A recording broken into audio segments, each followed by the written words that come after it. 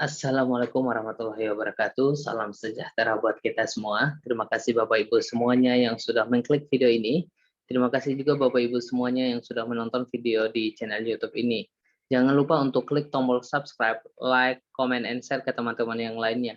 Bagi Bapak Ibu semuanya yang belum subscribe dan nyalakan loncengnya, segera subscribe dan nyalakan loncengnya sekarang.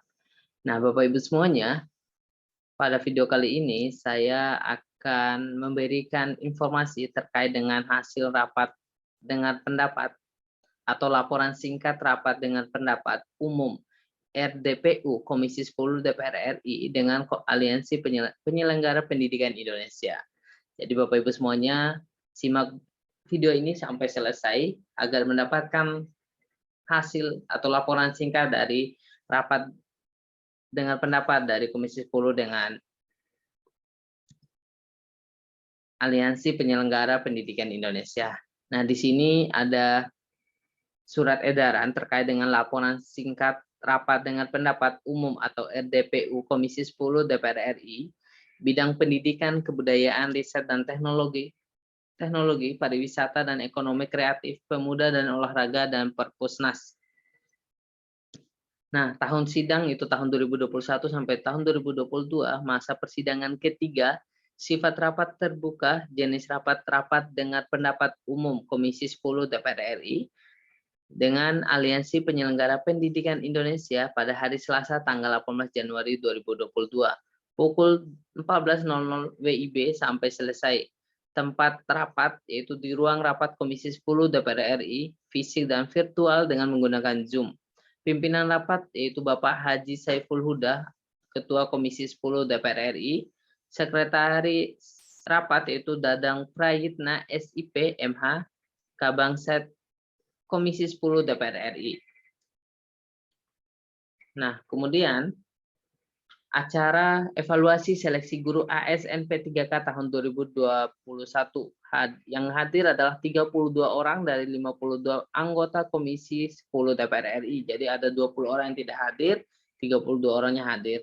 Nah, yang hadir juga adalah yang pertama Profesor Dr. Unifa Rosidi, MPD, Ketua PBPGRI, Wijaya Winarja, MPD, PBPGRI, Profesor Supardi, YPLP, Pusat PGRI, kemudian ada Bapak Jainul Arifin Junaidi, LP Ma'arif NU, PBNU, R. Alpa Amir Rahman, MPIL, PHD, Majelis Dasmen PP Muhammadiyah, ada Bapak Maulana Ishak, MAG, Dasmen PP Muhammadiyah, Kisaur Panjaitan 13, yaitu Ketua Umum Badan Musyawarah Perguruan Swasta atau Perguruan Taman Siswa, Dr. RM Vincentius Darmin Mbula, OFM, Majelis Nasional Pendidikan Katolik. Kemudian yang 9 yang hadir adalah Bapak Doni Koesuma Albertus, MED, Majelis Nasional Pendidikan Katolik. Kemudian Bapak Insinyur David J. Chandra, MA, Majelis Pendidikan Kristen di MPK Indonesia.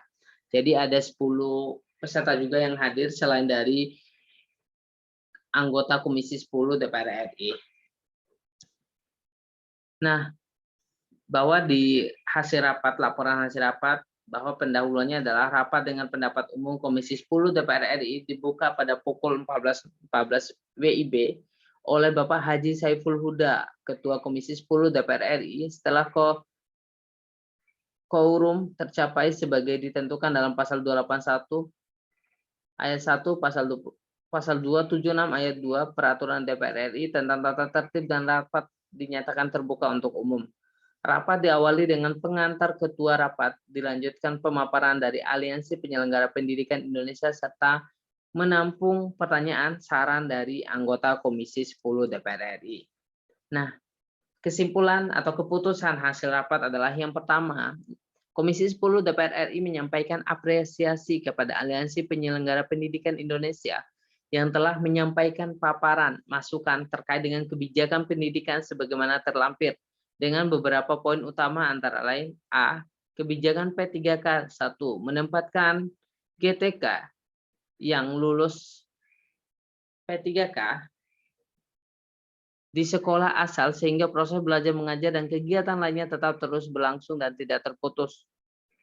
Dua, memberikan afirmasi sepenuhnya kepada GTK yang telah menunjukkan loyalitasnya dan mengabdi paling tidak selama 5 tahun. Dengan demikian mereka secara otomatis lulus P3K.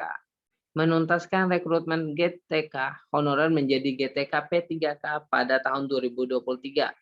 Menyediakan formasi guru berimbang dan berkeadilan sesuai dengan kebutuhan daerah sehingga distribusi guru menjadi lebih merata di seluruh penjuru tanah air. Jadi ini ada 4 kebijakan terkait dengan hasil atau keputusan rapat dengan pendapat antara Komisi 10 DPR RI dengan Aliansi Pendidikan Indonesia.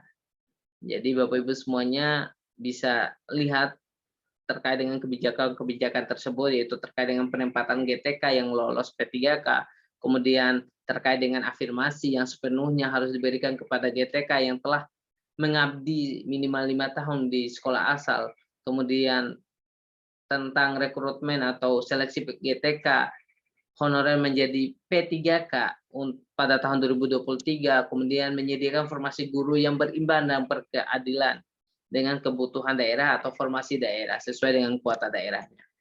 Nah, kemudian kebijakan pendidikan secara umum.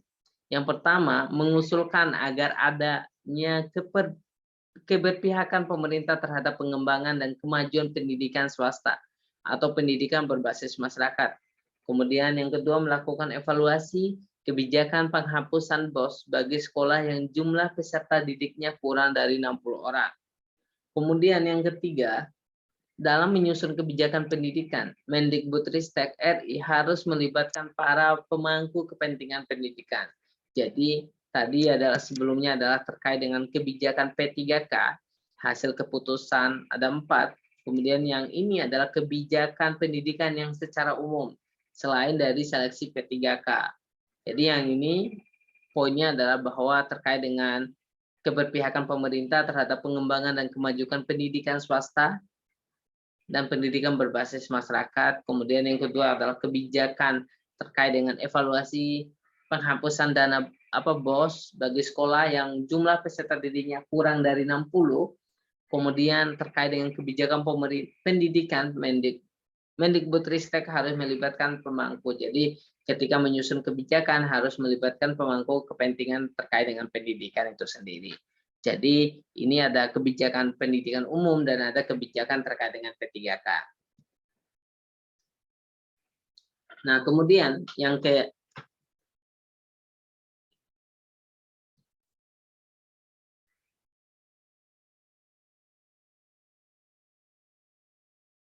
kemudian mendesak Kemendikbudristek RI untuk melibatkan evaluasi terhadap kebijakan BOS, khususnya terkait dengan penghapusan BOS bagi sekolah yang jumlah peserta didiknya kurang dari 60. Kemudian mendesak pemerintah melalui Kemendikbudristek RI untuk tetap memberikan kebijakan agar adanya formasi CPNS bagi guru. Jadi mendesak Kemendikbudristek RI untuk adanya keberpihakan terhadap pengembangan dan kemajuan pendidikan swasta atau pendidikan berbasis masyarakat dengan menghidupkan kembali Direktorat Pendidikan Swasta. Jadi selain yang 3 ini, kebijakan pendidikan secara umum juga disebutkan bahwa terkait dengan ini mendesak Kemendikbudristek untuk melibatkan evaluasi terhadap kebijakan BOS, kemudian mendesak pemerintah untuk tetap ada seleksi CPNS bagi guru, selain P3K harus ada CPNS, juga mendesak Kemendikbudristek RI untuk adanya keberpihakan terhadap pengembangan dan kemajuan pendidikan swasta dan pendidikan berbasis masyarakat. Nah, selanjutnya, kemudian terhadap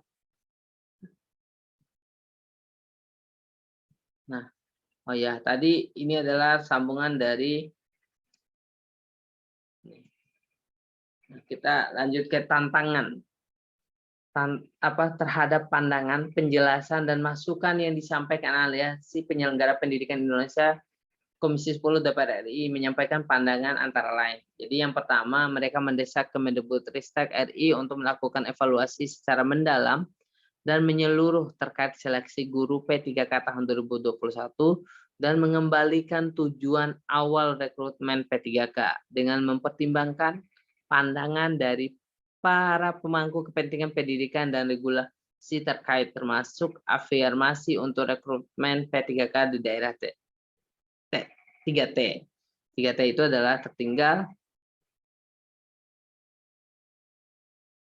Nah, kemudian yang kedua, dalam menyusun kebijakan pendidikan khususnya terkait rekrutmen P3K, Komisi ke-10 DPR RI mendesak Kemendikbudristek RI untuk merujuk pasal 31 Undang-Undang Dasar NRI Negara Republik Indonesia 1945 dan beberapa peraturan perundang-undangan berikut. A. Undang-Undang Nomor 20 Tahun 2003 tentang Sisdiknas, pasal 1 ayat 2 Undang-Undang Nomor 5 Tahun 2014 tentang ASN, PP Nomor 28 Tahun 1981 tentang pemberian bantuan kepada sekolah swasta, dan yang D adalah PP Nomor 38 Tahun 2020 tentang jenis jabatan yang diisi oleh P3K. Nah, ini ada, jadi totalnya ada 5 yang disampaikan oleh Aliansi Pendidikan Indonesia, Aliansi Penyelenggara Pendidikan Indonesia terhadap Komisi 10 DPR RI, yang poin pentingnya adalah mendesak pemerintah untuk tetap melakukan evaluasi dana BOS, melakukan untuk rekrutmen P3K, kemudian tetap ada rekrutmen CPNS untuk guru, kemudian mendesak Kemendikbudristek untuk melakukan evaluasi dana BOS, dan mendesak Kemendikbudristek untuk adanya keberpihakan dan pengembangan kemajuan sekolah swasta dan atau pendidikan berbasis masyarakat. Jadi itu beberapa hal yang bisa saya sampaikan terkait dengan hasil rapat untuk rapat dengar pendapat Komisi 10 dengan Aliansi Penyelenggara Pendidikan. Kemudian di bahan paparan dan masukan yang disampaikan tadi, para narasumber menjadi bagian tidak terpisahkan dari RDPU hari ini. Jadi rapat dengar pendapat hari ini.